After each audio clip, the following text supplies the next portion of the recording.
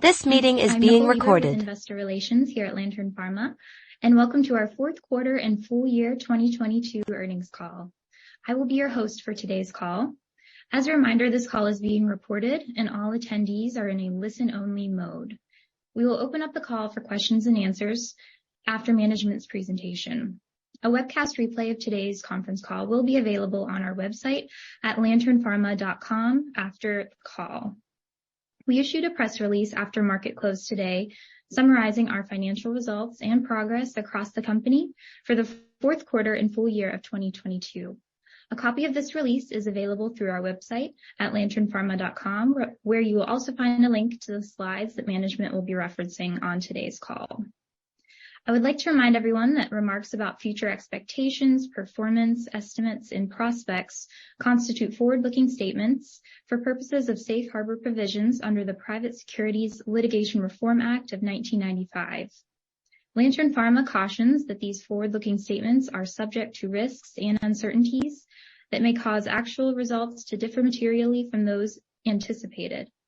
A number of factors could cause actual results to differ materially from those indicated by forward-looking statements, including the impact of the COVID-19 pandemic, results of clinical trials, and the impact of competition.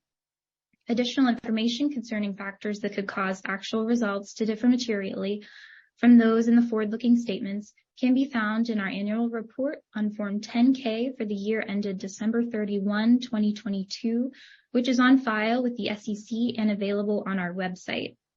Forward-looking statements made on this conference call are as of today, Monday, March 20th, 2023, and Lantern Pharma does not intend to update any of these forward-looking statements to reflect events from circumstances that occur after today unless required by law. The webcast replay of the conference call and webinar will be available on Lantern's website. On today's webcast, we have Lantern Pharma CEO Panna Sharma, CFO David Margrave, and CSO Kishore Bhatia. Panna will start things off with an overview of Lantern's strategy and business model and highlight recent achievements in our operations, after which David will discuss our financial results, which will be followed by Dr. Bhatia, who will provide a brief update on our development programs and upcoming webinars. This will be followed by some concluding comments from Panna, and then we'll open up the call for Q&A. I'd now like to turn the call over to Panna Sharma, President and CEO of Lantern Pharma. Panna, please go ahead. Thank you, Nicole. Good afternoon, everyone, and welcome to our fourth quarter 2022 earnings call and company update. Thank you for joining us this afternoon to hear about our fourth quarter and year-end results and also our corporate progress at Lantern Pharma. Lantern Pharma is at the leading edge of leveraging artificial intelligence, machine learning algorithms, biomarker, clinical, genomic, and drug response data to transform the costs, compress the timelines, and de-risk oncology drug discovery and development. During 2022, our team was extremely focused on taking these insights and driving them to meaningful clinical programs that will be launched this year with our new first-in-human drug candidates LP-184 and LP-284. We've done this at a fraction of the time of traditional drug development approaches. This is really also the future of drug development, specifically in cancer, where there's so much data available, and that data can be used to accelerate programs, de-risk the identification of patients who will respond to the drug or diseases that will best benefit from the therapy, and progress those potentially life-changing medicines with reduced cost and reduced time. Our model both works for transforming early stage discovery and development, where we've been able to develop many new indications in a fraction of the time, literally less than 2 years for many indications, most of those in parallel. And it also helps with sharpening later stage clinical trials, where we believe by focusing on fewer and more select patients, those patients that are more likely to respond, we can significantly save time and money in later stage trials. Our platform is focused on being able to accomplish both. At the same time, our team has been advancing the clinical foundation and infrastructure for our phase 2 harmonic clinical trial for never smokers with non-small cell lung cancer. And this has been a very important endeavor. And we've strengthened our clinical operations team with some select and highly experienced colleagues that have joined us to help scale up the program. We now have activated over 5 clinical trial sites across 12 different locations and centers in the U.S., including Ohio, Illinois, New York, Texas, and California. Across the 5 clinical trial sites, there's already 1 consented patient that is anticipated to be dosed later this month, and also 14 additional patients, potential patients, that are being pre-screened and are being monitored for possible enrollment. Multiple additional trial sites across the U.S. are expected to be activated in the first half of 2023 and will bolster patient recruitment and enrollment. In the U.S., there are approximately 20 to 30,000 never smokers with non-small cell lung cancer diagnosed annually, representing an estimated annual market potential just in the U.S. of $1.5 to $2 billion. This opportunity has been developed by understanding why certain molecular profiles in non-small cell lung cancer, those largely associated with never smokers, and those with very low tumor mutation burden and targeted mutations larger in the tyrosine kinase pathways, are responsive to our drug LP300 when used in combination with the current chemotherapy standard of care. This effort, without the use of large-scale data and modeling, would have really continued to stay on the shelf. We're also using this transformative data-driven approach through our proprietary RADAR AI platform. Our platform uncovers significant opportunities in cancer, opportunities that are either underserved, unmet, or often overlooked. We do this with tremendous accuracy. Our prediction success is 80 to 90%. And that's because not only of the data points, but also because we're relying on over 200 advanced machine learning algorithms. We've used this to both advance and rescue compounds, bringing them into phase 2 clinical trials, and also to develop entirely new drug candidates for first-in-human trials, many that will be launching in the coming months. And again, we're doing this at a fraction of the cost and timeline, and David will discuss some of our financials later today. Also, Kishore will talk about the progress on our exciting new molecules and how they are entering the clinic in the next few months and quarters.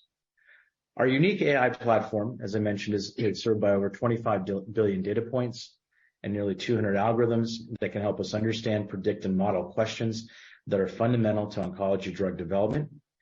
Our goals for our platform this year, we expect that it will reach over 50 billion data points, and we expect to enhance functionality in 3 major areas. 1, better predict and model combination regimens of small molecules with certain antibody classes, anti-cancer antibodies at least. The ability to understand and develop ADCs, antibody drug conjugates, at a fraction of the current cost.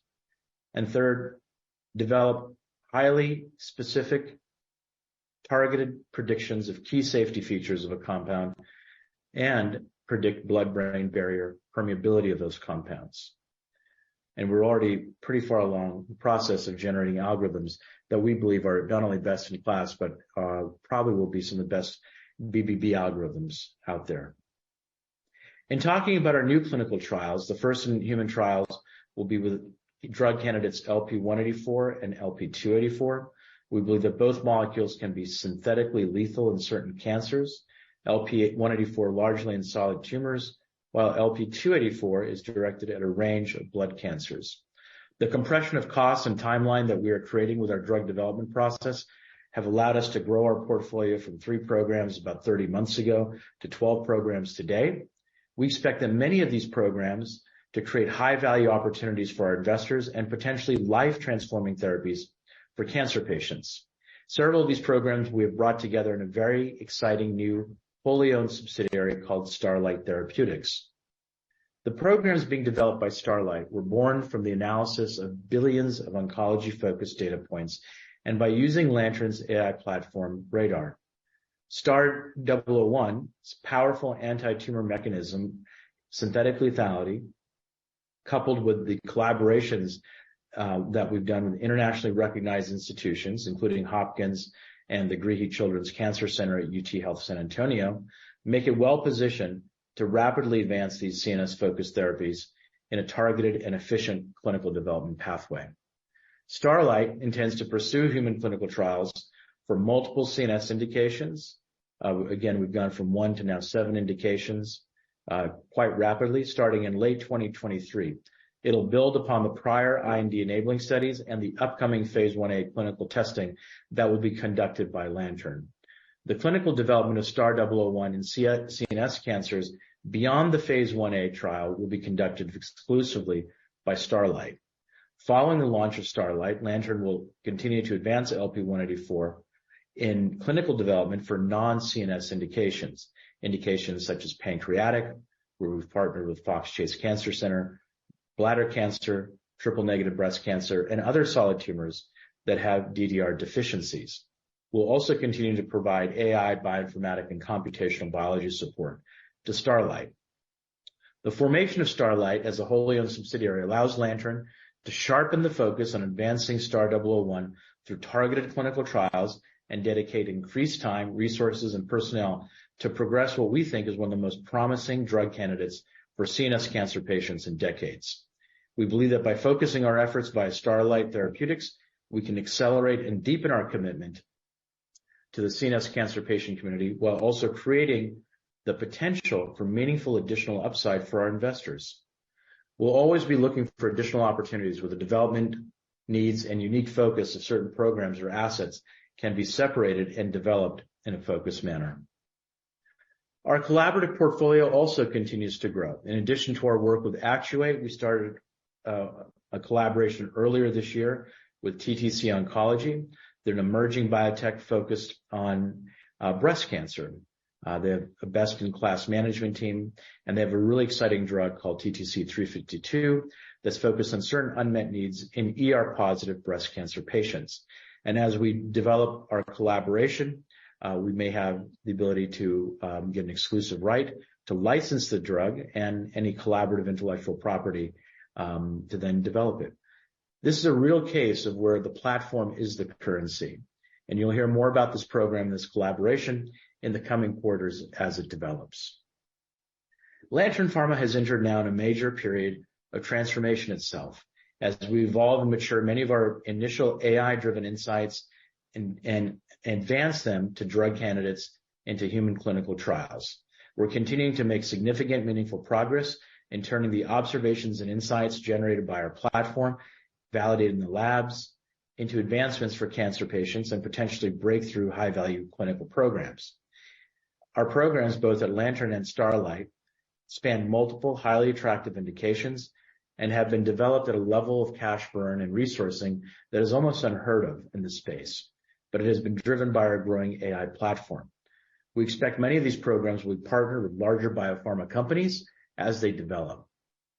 In continuing our focus on providing insight, transparency, and also educating the market through webinars, we'll be hosting a KOL webinar on synthetic lethality, key mechanism of Lantern's drug candidates LP100, 184, and 284.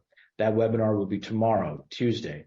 The webinar will feature an internationally recognized expert in synthetic lethality, Zoltan Salasi. He's an MD, he serves joint appointments, both as a principal investigator at the Danish Cancer Research Center, which is one of our collaborative sites, and as an assistant professor of pediatrics at Boston Children's Hospital, a Harvard Medical School affiliate. Additional details about the KOL webinar can be found on our website, and a link has also been provided in our earnings release and slides. We expect to follow up on this webinar with another additional webinar in synthetic lethality, specifically in terms of what the programs are for 184 and the implications for both mono and combination therapy. This will be led by our own Dr. Kishore Bhatia, our Chief Scientific Officer, in late April.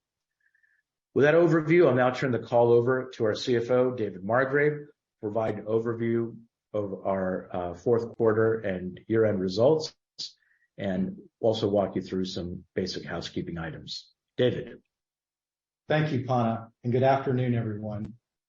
I will now share some financial highlights from our fourth quarter and the full year ended December 31, 2022. I'll start with a review of the fourth quarter. Our R&D expenses were $2.3 million for the fourth quarter of 2022, up slightly from $2.2 million in the fourth quarter of 2021. General and administrative expenses were $1.6 million for for the fourth quarter of 2022, up slightly from $1.4 million in the prior year period. We recorded a net loss of $3.4 million for the fourth quarter of 2022, or 31 cents per share, compared to a net loss of $3.5 million, or 31 cents per share for the fourth quarter of 2021. For the full year of 2022, our R&D expenses were $8.6 million, up from $7.6 million for 2021. This increase was primarily attributable to increases in research studies, increases in consulting expenses, and increases in R&D payroll expenses.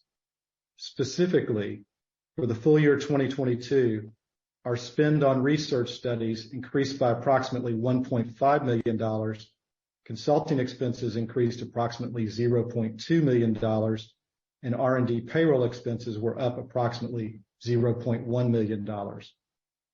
These increases were partially offset by decreases in product candidate manufacturing related expenses of approximately $0.2 million, decreases in licensing fees of approximately $0.1 million, and a net decline in payments to Alarity Therapeutics of approximately $0.5 million. During the year ended December 31, 2021, we made a one-time $1 million upfront payment to Alarity Therapeutics to take the rights to LP-100 back into our control, which we are now looking at combining with PARP inhibitors in a combination program aimed at cancers with homologous repair deficiency, or HRD cancers. During the year ended December 31, 2022, we released an escrow payment of approximately $459,000 to Alarity Therapeutics. Manufacturing related expenses for the year ended December 31, 2022 were also reduced by $935,000 as a result of a payment we received in July 2022 from one of our service providers in connection with the resolution of a difference of views regarding the agreement with the service provider. Our general and administrative expenses for 2022 were $5.8 million, up slightly from $5 million for 2021. The increase was primarily attributable to increases in payroll and compensation expenses of $0.5 million, increases in other professional fees of $0.4 million, increases in legal and patent-related expenses of $0.1 million, and increases in travel expenses of $0.1 million.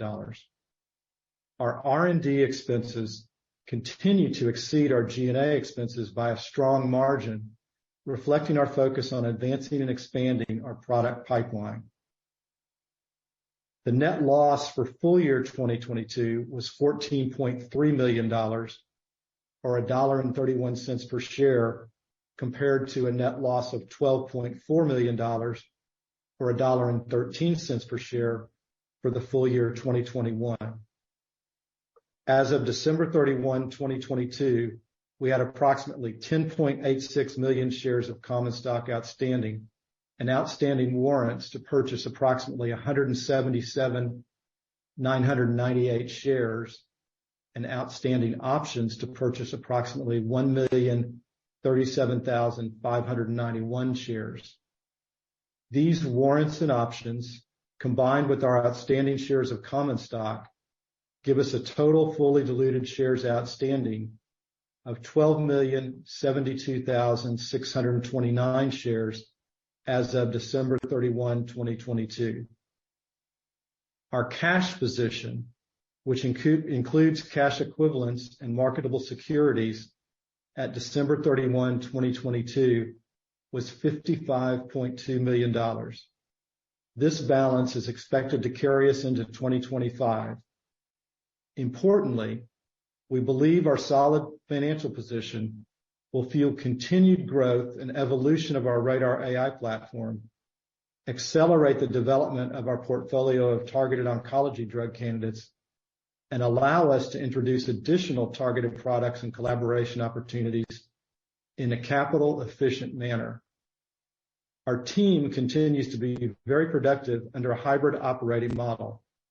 This hybrid model also removes geographic restrictions to our hiring initiatives, which gives us the ability to recruit extremely high caliber team members that otherwise might not be available.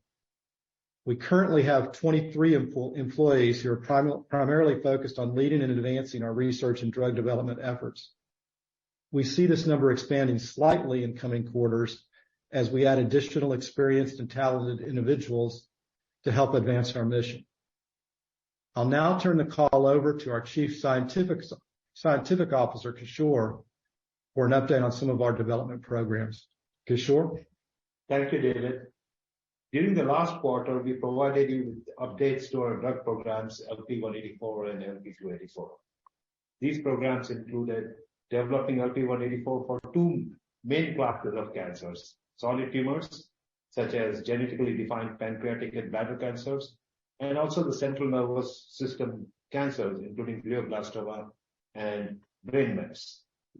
The second program was developing LP-284 for lymphomas with a focus on mantle cell and diffuse large B-cell lymphomas, and among the later, particularly double-hit and triple-hit lymphomas.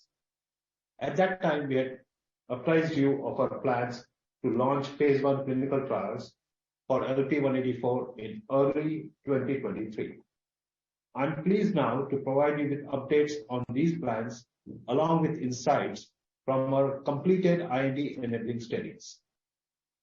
Following a recent filing of pre-IND application with the FDA and completion of essentially all the pharmacology toxicology studies required to file the IND, we are pleased to report that the necessary documents and results for the IND submission are nearly complete, and we are anticipating the IND submission to occur in early April 2023, with a steady startup in later quarter 2. We expect the first patient to be dosed in summer of 2023. We anticipate to have all currently targeted clinical sites activated in the third and fourth quarter of 2023. The sites where this clinical trial will be conducted will include top-tier comprehensive cancer centers such as the Fox Chase Cancer Center and Johns Hopkins. These and other similarly planned sites routinely assess tumor genome sequencing and characterization, a resource that is critical to our approach for identifying the most sensitive tumors. Additionally, the protocol for phase 1 trial has been finalized after discussions with our leading KOLs. The phase 1 design is depicted in the slide that you see. The trial design is a Bayesian optimal interval design, and this was chosen because it allows us to balance the risk of inadvertently arriving at a lower dose while maintaining safety to reach at an effective dose. Following the escalation phase, and as recommended by FDA, we'll have 2 cohorts of 10 patients each at 2 dose levels, which will provide us with the relative dose response, or RDR, for the phase 2 trial. Based upon the dose range finding studies in dogs from the completed IND-enabling studies, we will begin the first in-human studies with a starting dose of 0.015 milligrams per kg. Now, LP-184, of course, has the potential as a potent monotherapy agent, but also has the potential to be used in combination with other FDA-approved therapies. These combination choices to us are dictated and guided by clues based upon the mechanism of action of LP-184, as well as the interrogation of the interactive pathways using our in silico assessment on the radar platform.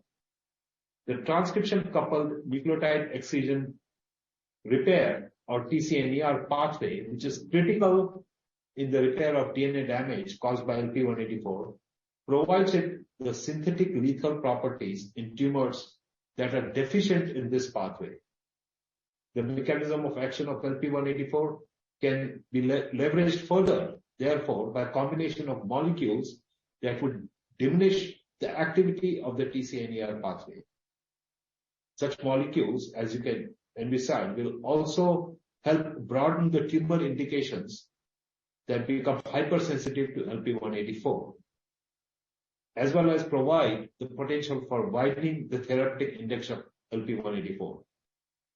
In this regard, one molecule that we have been investigating and for which we now have substantial positive in silico, in vitro, as well as in vivo data is spironolactone. This is an FDA-approved drug for hypertension and other non-oncological indications. In continuing our focus on providing insight and transparency about our research through webinars, we are hosting a KOL webinar on synthetic lethality, as Panna mentioned, tomorrow, March 21st at noon Eastern. This webinar will feature an internationally recognized expert in synthetic lethality, Dr. Zoltan Zalati, who serves joint appointments as principal investigator at the Danish Cancer Center, with whom we collaborate, and as assistant professor of pediatrics at Boston Children's Hospital, a Harvard Medical School affiliate. Later on in the second quarter, we'll have an in-depth second webinar on how Lantern is leveraging the synthetic lethal properties of LP-184 and LP-284 for multiple solid tumors. Now, in addition to updating you on LP-184's clinical trial plans, we also have updates for our LP-284 clinical development plans. As I had mentioned before, Lantern is developing LP-284 for multiple B-cell non-Hodgkin's lymphomas, where LP-284 has shown nanomolar potency across multiple in vitro and in vivo studies, and lymphomas where there is demonstrated clinical need. NHL indications for LP-284 are targeted at this time to include mantle cell lymphomas and double-hit lymphomas, and a few other NHL cancer subtypes. There is a significant clinical need for additional late-stage therapeutic options for these patients, as nearly all patients relapse from the current standard of care therapies such as bortezomib and ibrutinib. We are therefore equally excited about beginning the clinical trials with LP-284. The IND enabling studies and the IND submission are slated to be completed the second quarter of 2023. We have already received interest from multiple major cancer centers to serve as LP-284 trial sites when launched. Our confidence in the molecule is grounded on several exciting results, such as those that we presented at the 2020 ASH annual meeting. There we showed that mantle cell lymphomas are highly sensitive to LP-284, and as you can see in this slide, the tumors that actually become non-responsive to standard of care agents, ibrutinib and bortezomib, which is shown on panel B in this slide, continue to retain responsiveness to LP-284. This is critically important from a patient perspective, as nearly all patients relapse from these agents. Now, later this year, we will also look forward to sharing with you additional data from our preclinical ADC development program, and also from a rapidly progressing pediatric studies for both LP-184 and LP-284. Most importantly, we'll also share with you clinical data from our upcoming and ongoing clinical trials. I will now turn the call back to Panna. Thank you, Kishore. As Kishore pointed out, we are accelerating the pace at which we're developing and validating insights, and these insights are meaningful and ready to be deployed now into the clinic. We're also very well positioned to efficiently develop our assets and partner them out with larger biopharma companies. At the same time, David pointed out in his review our very efficient use of capital in developing multiple programs and multiple indications, and also launching clinical trials, completing our manufacturing campaigns. And so our strong cash position is being carefully utilized to make meaningful progress in a disciplined manner. With that, I'd like to now open the call up to any questions. Thank you, Panna. If you would like to ask a question, you can do so in one of two ways. You can either type your question in using the Q&A tool, or you can click on the raise hand tool to speak directly to management, and I will allow you to speak. We already have some questions coming in here. First, I see John Vandermosen's hand up. John, you should be able to talk. All right. Thank you, Nicole. Thought I'd start out with kind of a bigger picture question. We saw a recent bid for CGen. Does that indicate in your mind a shift in interest to ADCs, and does that affect how you might develop your own portfolio, given that positive indication? John, that's a great question. Thank you for asking that. We're very excited about the Pfizer's buying up of CGen or Seattle Genetics for their ADC program.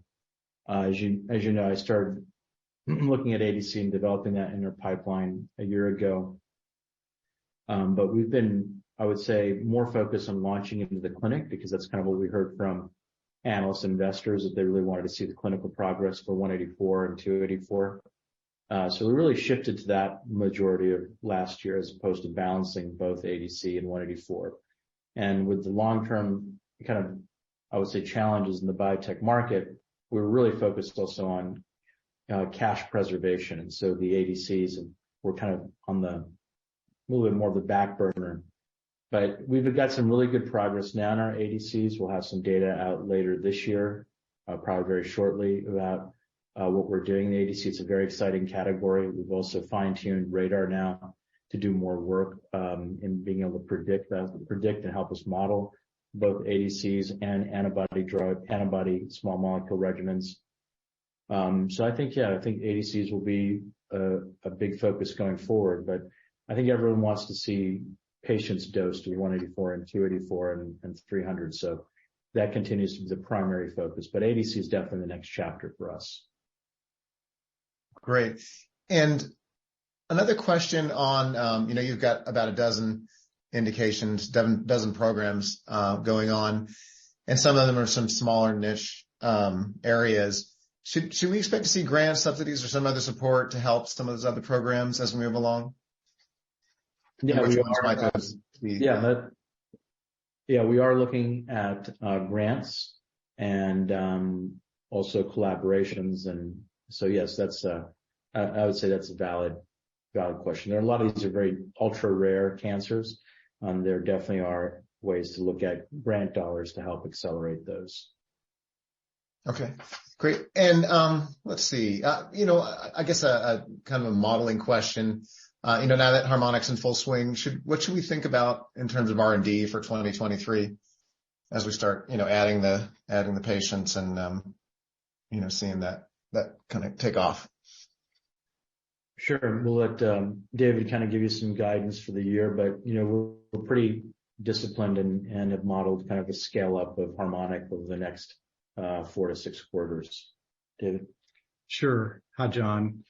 We see our cash burn rate and our expenses increasing modestly as we move into clinical trials with LP-184 and LP-284. But in a disciplined way. And then as the enrollment increases for LP-300 as well, we'll see our cash increase some with that, but fairly controlled from where we are now. Great. Thank you, David. Appreciate it. Okay. I see that Michael King's hand is also raised. Michael, you should now be able to speak as well.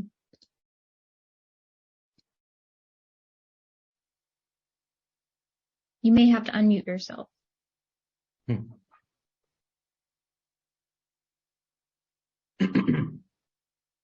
Sorry, it took me a second to poor hand-eye coordination to unmute the line. Can you guys hear me all right now?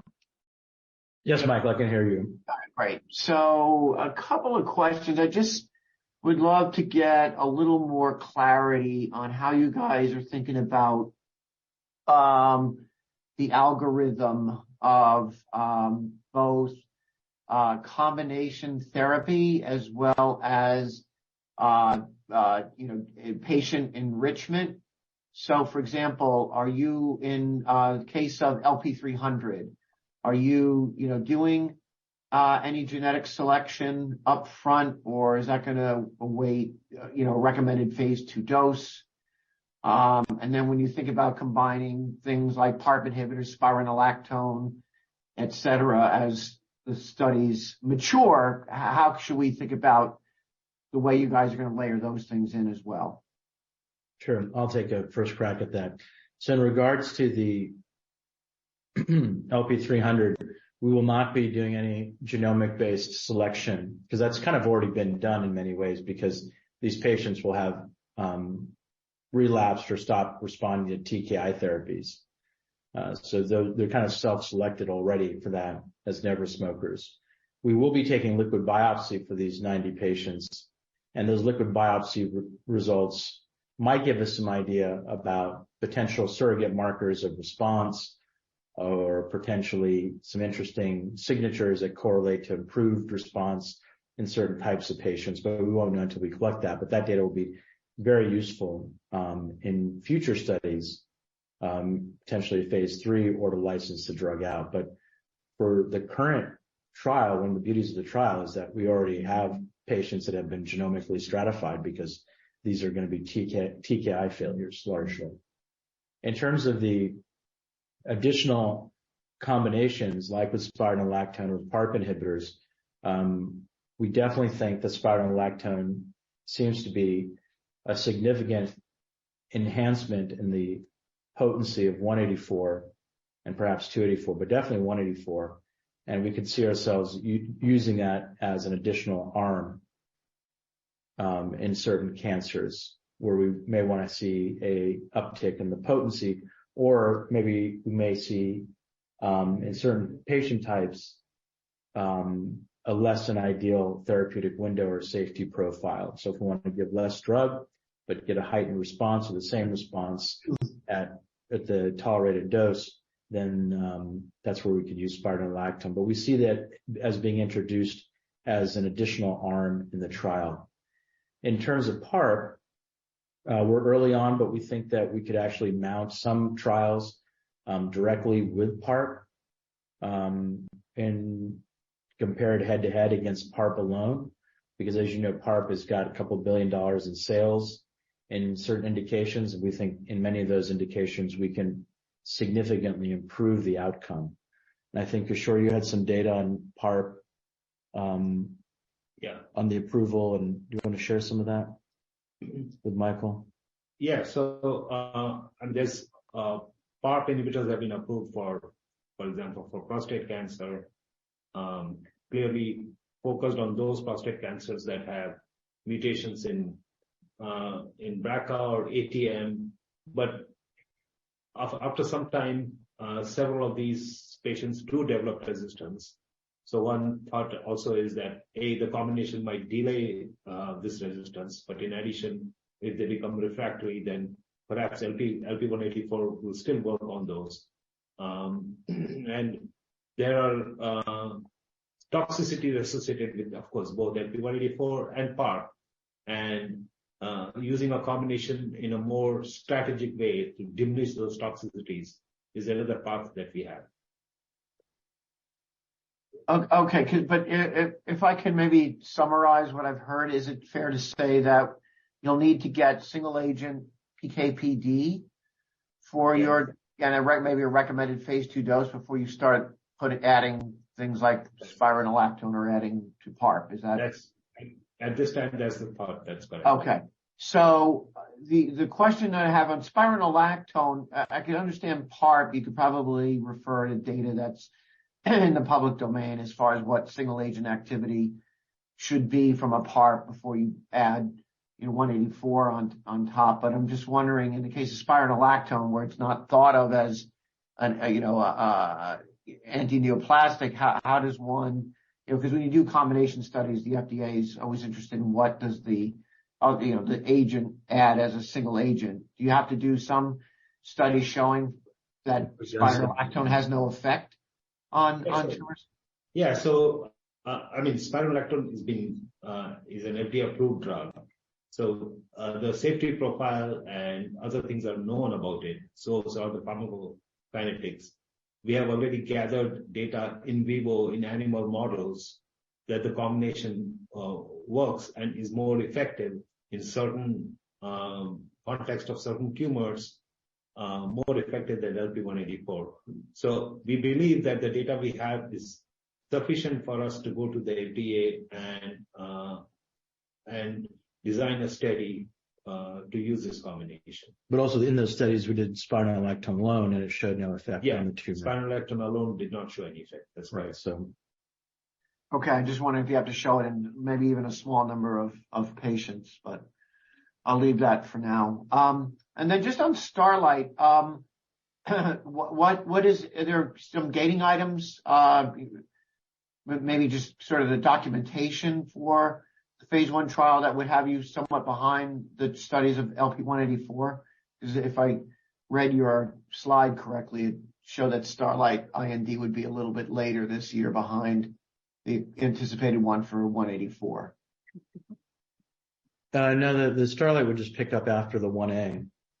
So Starlight, we would, they would pick up in phase 1B or 2A. So the 1A is going to be multi-tumor, and once we have the MTD and the MTD -1, then we'll probably, in that phase 1A, have certain CNS cancer patients. Okay. And once we've established that MTD, then we can enrich. And you swing it over to Starlight. I got it. Okay. All right. Thanks, guys. No problem. I think we have one more question. Yes. Thank you, Michael. One more question we have is, or does the expected increased cash burn rate factor into our projection through 2025?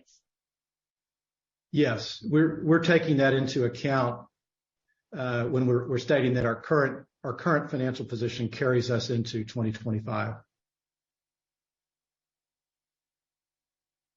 Okay, and with that will conclude our webcast for today. Thank you all for joining, and we'll hope to see you all over at our KOL webinar tomorrow. Thank you, everyone.